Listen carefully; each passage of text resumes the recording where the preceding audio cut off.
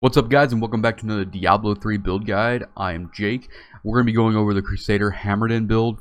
We're going to go through all the skills, the Paragon, the gear, the gems, and then I'll do a GR70 so you can see exactly how it looks when you're running it. Starting off with skills, we're going to be using Blessed Hammer with Limitless. This is going to be our main damage dealer.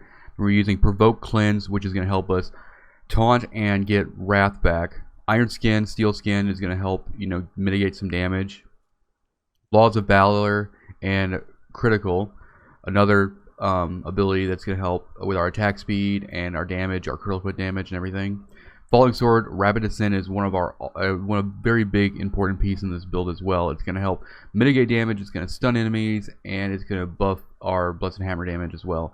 Akaret's Champion Prophet is another really important ability that's going to give us some damage mitigation and increase our damage and Wrath Regeneration as well. Our passives are going to be Fervor, Holy Cause, Indestructible, and Finery.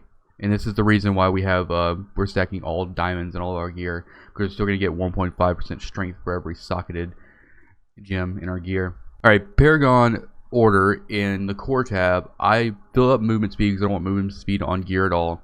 And then I kind of do an even split between Vit and Strength, just because you're a little squishy if you don't keep your buffs up. For offense, you're going to go cooldown reduction, crit chance, crit damage, and then attack speed. Defense, you're going to go resist all, armor, life regen. And then for utility, you're going to be looking at something like life per hit, area damage, resource cost reduction, and then lastly gold fine, like always. Alright, starting off with what we're wearing, we're going to be using the entire set for Seeker of Light. And this is going to buff our Blessed Hammer, and it's going to give us some CDR on our Blessed Hammer and Falling Sword and all that. It's kind of what makes everything work. The reason we're going to be spamming Falling Sword is because we're going to take 50% less damage for 8 seconds after we land with Falling Sword. Our weapon is going to be Johanna's Augment, which is going to increase our damage of Blessed Hammer by 100%. And then our shield is going to be Guard of Johanna, which is Blessed Hammer is increased up to 250% for the first 3 enemies it hits. We're going to be using the Endless Walk set for obvious reasons, for damage mitigation while moving and damage increase while standing still. Then Gabriel's Vambraces, which is going to give us some Wrath return if we're attacking less than 3 targets. And then what else is here? Convention of Elements is important as well. You're going to notice the damage in this build is going to be a little spotty, but whenever you hit that holy rotation on COE, then you're really going to put out a lot of damage. Our belt is going to be Sacred Harness, which is going to cast Judgment with the rune Deliberate. Yeah, and it's going to basically stun. So whenever we hit with Falling Sword, it's going to stun whatever we hit with it. As far as stat priorities go, it's a basic CDR build. We're going to be stacking a whole lot of CDR. I mean, I've got 48 right now, and we're going to be using Gogok Swiftness, which is going to give us another 15 if we get the stacks up. And that's basically what we're doing here. We're going to be rolling it on everything we possibly can, because it's really important to keep all of our cooldowns up so we can keep using Falling Sword, which is going to keep us alive. As far as the Q, we're going to be using Faithful Memory. Each enemy hit by Falling Sword increases the damage of Blessed Hammer by 60% for 10 seconds, max 10 stacks. So if you keep hitting with Falling Sword, you can get to 10 stacks, and you can kind of keep it going a little bit. And if you don't have a high enough CDR, this is going to fall apart. Hammer Jammers. Enemies take 400% increased damage from Blessed Hammers for 10 seconds after you hit them with Blind, Immobilize, or Stun. Just kind of a little bit of CC effects there. And then Obsidian Ring of the Zodiac is going to help us with our CDR and keep some of our toughness abilities and stuff off cooldown, so we can keep them up on us and stay alive. As far as our gems go, we're going full diamonds in the gear for all resist. Plus we get 1.5% strength from our socketed gems anyway, so we don't have to worry about not having strength there. And then diamond in the helm for CDR.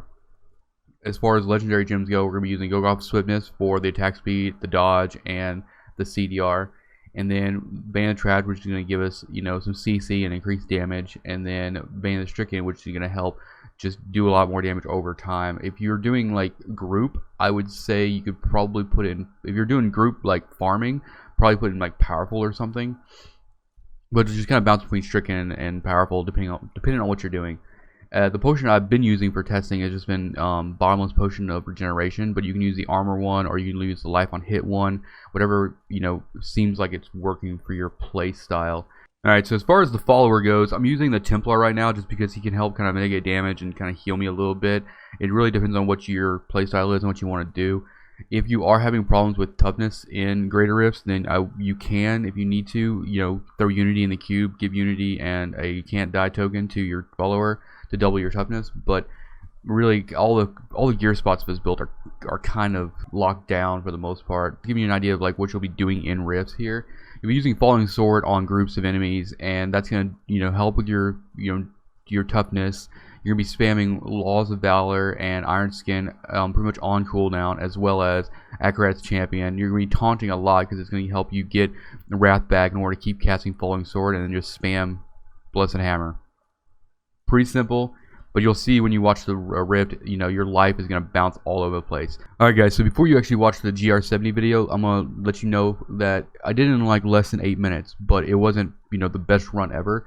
I've got a level 33 Bandit Trap, which is an issue. I've got less than 800,000 health, and I've also got less than 1 million DPS as well, and I've got no augments, and I think maybe only 2 ancients. But the point of the running the Rift is to show you that even with just getting all the basic pieces of the gear and doing some rolling, that you can run a GR70 and complete it in a decent amount of time. Now, with enough like tweaking and min-maxing, this build can go really, really high. So just keep that in mind whenever you're putting it together and everything. You're going to feel really squishy. It's a different playstyle than a lot of other classes you might be used to. You kind of got to really micromanage your buffs as well. I'm going to go switch to the GR70 video. I'll let you guys check it out, and I appreciate you guys for watching. If you like this video, then hit the subscribe button and like button. I try to do at least one video for every class every season, and also live stream every day on my Demon Hunter. So yeah.